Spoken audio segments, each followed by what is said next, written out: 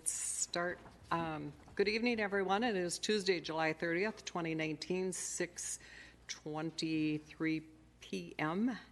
Welcome, everyone. We have Councilmember Newmeister that is excused and Councilmember Justice Weaver that is excused tonight as well. So welcome and to our Judiciary and Administration Committee. We will call the meeting to order. The first item of business is 190906, an ordinance to create Division 6 of Charter 115, Article V11 of the Code of Ordinances of the City of La Crosse regarding solar energy systems. We are noticed for a public hearing, but I think City Planning did make a recommendation, so I don't know if go ahead, Councilmember Goff, if you'd like to speak on that? Yeah, well, actually, I'm going to make a motion to refer this for 30 days. Motion referring for 30 days, and the reason would be there is some information that evidently, and we should have a second on that. Okay, seconded by, or motion was made by Council President Goff, seconded by Councilmember Podesky. And then our planning director is here. Mr. Gilman, would you like to give us some information on that referral?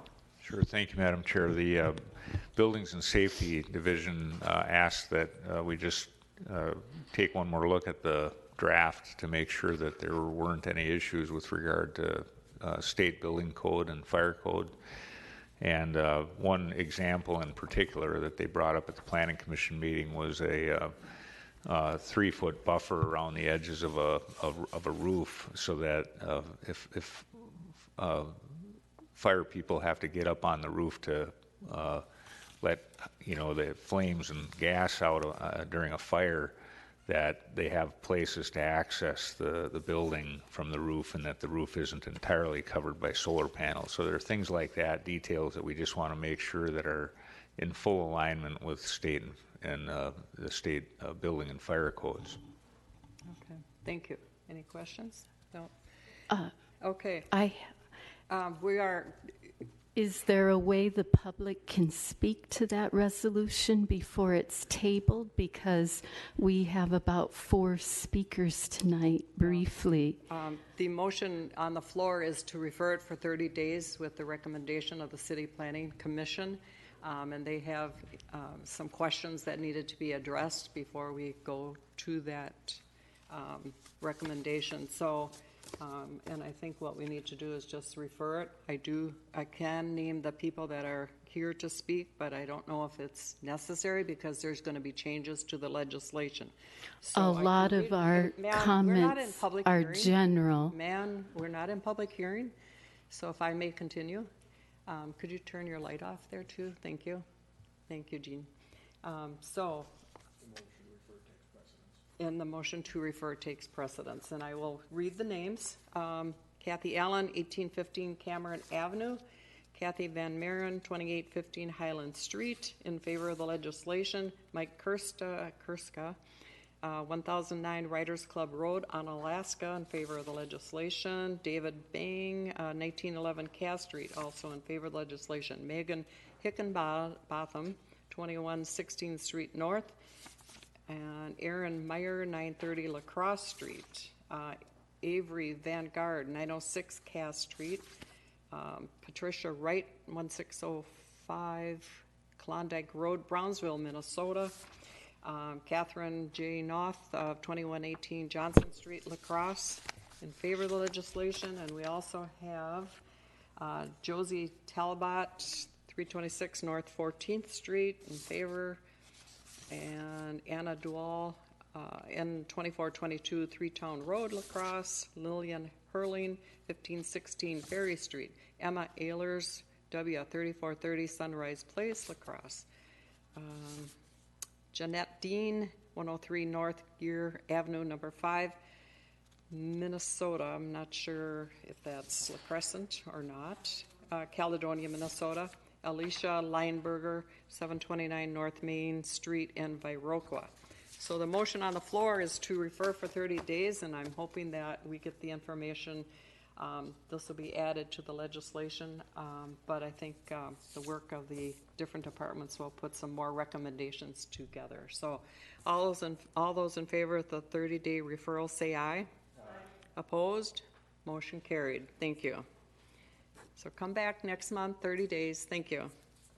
Okay, we're going to skip down to 19-1037, resolution reallocating a polling place. And I think you've seen that on Legistar, so we need a motion to approve. Motion by Council President Gall, seconded by Council Member Olson. All those in favor, say aye. Aye. Opposed? Motion carried. Thank you. 190948, application of Roy L. Vingers, American Legion Post 52, doing business as American Legion Post 52 for expansion of the alcohol beverage license for special event at 711 6th Street South on September 1st, 2019. Subject to? Okay. Motion by Councilmember Podesky, seconded by Council President Gall. All those in favor, say aye. Aye. Opposed? Motion carried. Thank you. 19-1003, application of Mayo Clinic Health Systems Franciscan Medical Center for a conditional use permit allowing demolition of existing buildings for construction of a parking lot at 1001, 1007 Jackson Street and 930 11th Street South. So let me see here.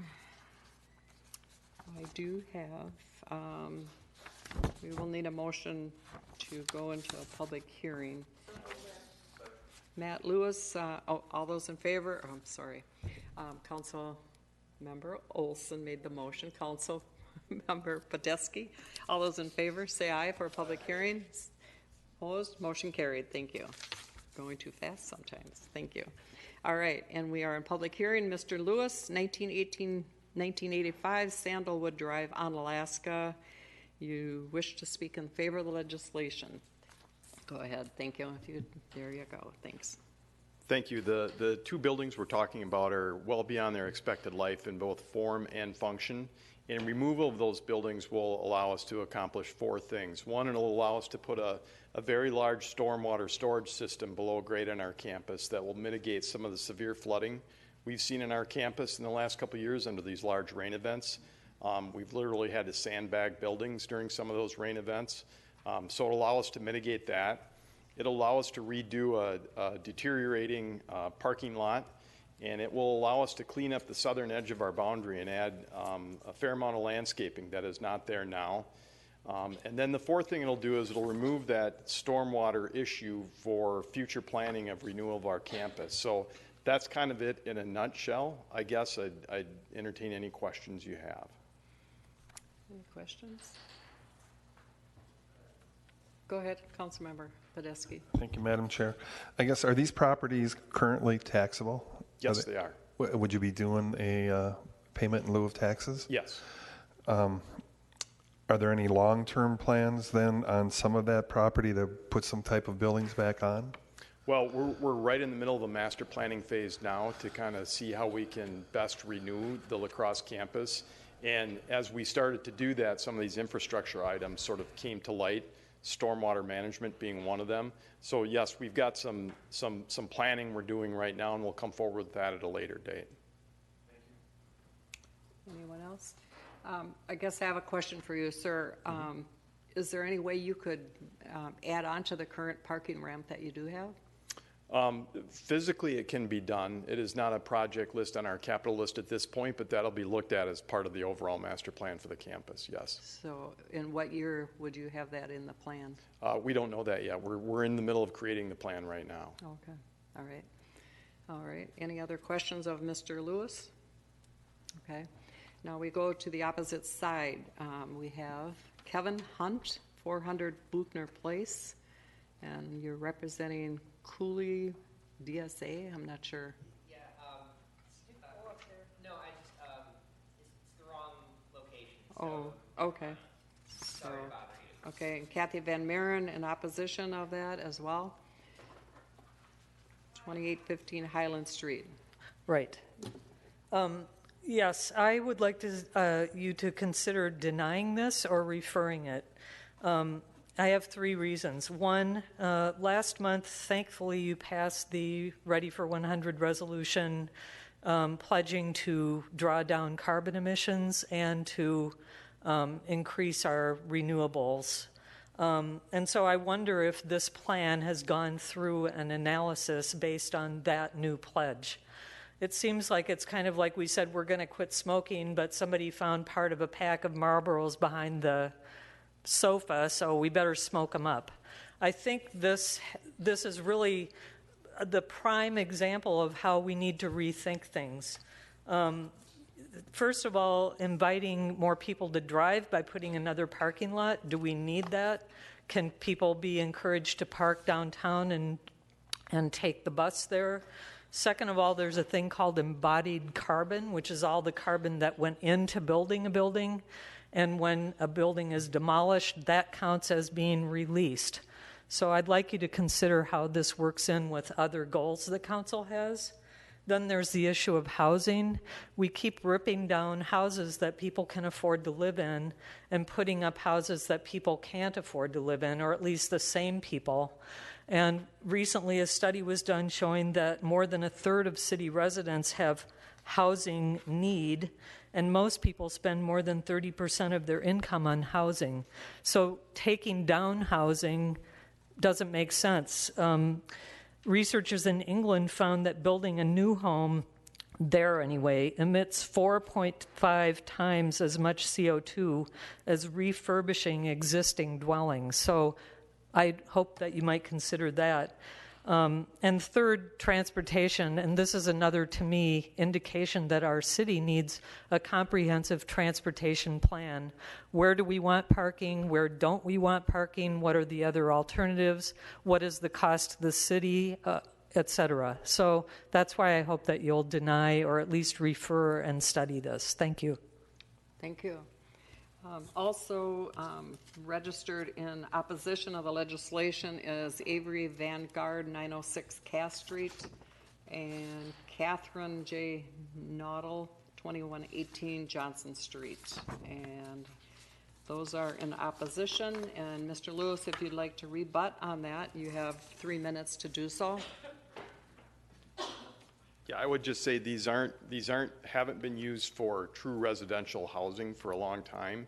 And I think it's important to remember we're not building a new parking lot. These are surrounded by parking lot. And really, as much incremental parking we're going to get out of this, we're also adding green space as part of it as well, again, to soften that southern edge. So we're not taking down housing that people are living in and sort of kicking them out of those. One's vacant, one is our students, which we're going to be going to the private landlord market and renting beds for. So these are old buildings beyond their life. They're surrounded by a parking lot now. We're going to get a little additional incremental parking, but we're also going to be adding trees and landscaping as part of this space. Question for you, Mr. Lewis. So with the payment in lieu of taxes, will you have that agreement signed by next Thursday? Yes. Before our council? Sure, absolutely. Okay, that'll go to the attorney's office first. Okay. All right. Okay. Thank you very much. So opposition, would you like to rebut at all? Well, I'd just like to say I've lived in La Crosse for a long time, and it seems a pattern. Oh, put your button on. Thank you. Light on. Sorry. Sorry. It seems to be the pattern that houses deteriorate, and then they get ripped down, and then they get turned into parking lots. And it's like, and I realize that the city is bound by certain problems at the state level. But I just think we have to really think of different ways to do things. Maybe people aren't living in there now. I know there are many places that get, old pigsties or barns or all kinds of buildings get refurbished into housing. So I can't imagine that these houses could not be refurbished into housing. And they're surrounded by parking lots now. Maybe they shouldn't be surrounded by parking lots now. So I just hope that you'll consider these issues going forward when other such requests come before you. Thank you. Okay, thank you. All right, that ends our public hearing, so I need a motion to close the public hearing. Motion to close the public hearing by Councilmember Podesky, seconded by Councilmember Kalo. All those in favor, say aye. Aye. Opposed, motion carried. So we need a motion on the application of Mayo Clinic Health Systems. Go ahead, Councilmember Podesky. Thank you. I have a question first. I wasn't able to go to city planning yesterday. What did planning decide on this? I assume it went through planning? Thank you, Madam Chair. Yeah, yes, it did with a positive recommendation, but there were some conditions attached, one of which payment for municipal services agreement has to be executed before the council meeting, and that's based on our traditional template that we use for any institution that is removing property that is taxable. So that'll have to be executed. And there were a few other conditions. One was that they have to provide transportation demand management guidance because of the parking issue, and making sure that they're using other techniques to encourage employees not to use single occupancy vehicles. And Mayo was part of the city's TDM planning process. They were on that team, so they have that guidance. And then there was one or two other conditions. One related to the plantings being favoring native type species.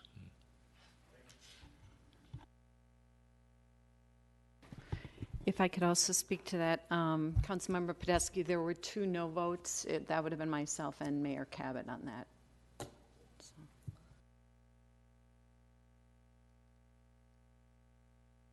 A question for staff. Thank you, Madam Chair.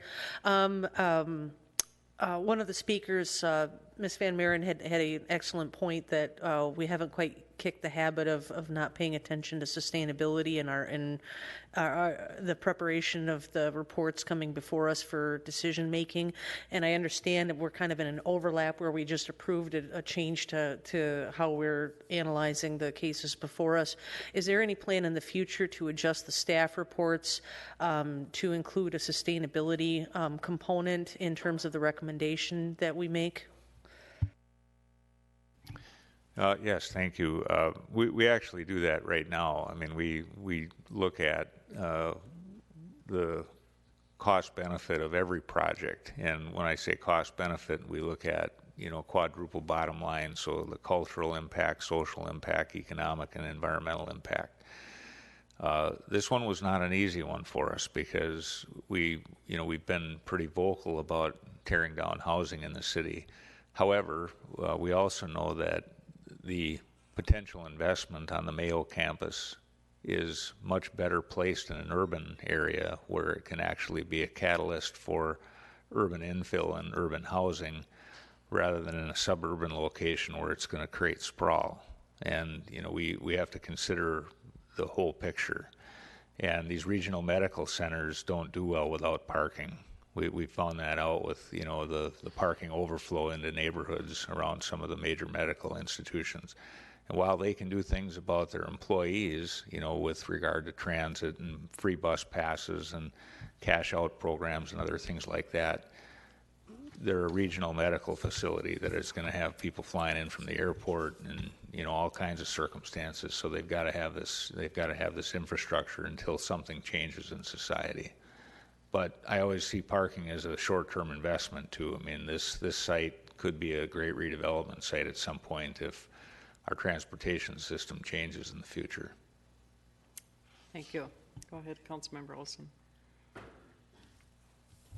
I think a good point about the housing was raised as well, and I was sensitive to that fact that we're talking about housing that I looked up the taxes. The burden per unit in terms of property tax was about $1,000 per unit, which is incredibly cheap and affordable. So I believe that was a good point raised. But as far as housing that's convenient to the hospital in terms of the medical residency, was I looking correctly at the map, and maybe you can confirm this, that there is some high-density residentially zoned lots immediately across the street from the southern border, across Jackson Street, that could be potential for development of housing in the future there to replace the housing that's being eliminated through this CUP? There is, in fact. I mean, within a 5-minute walk of this campus, there are a lot of multifamily zoning districts that could allow for housing infill and housing investment in the city. So You know, I think we always look at what's off-site, you know, adjacent land uses, compatibility, but the comprehensive plan shows this site is commercial, not residential, so that also played into our decision to recommend approval of it. Okay. Anyone else? Okay, no, we need a motion.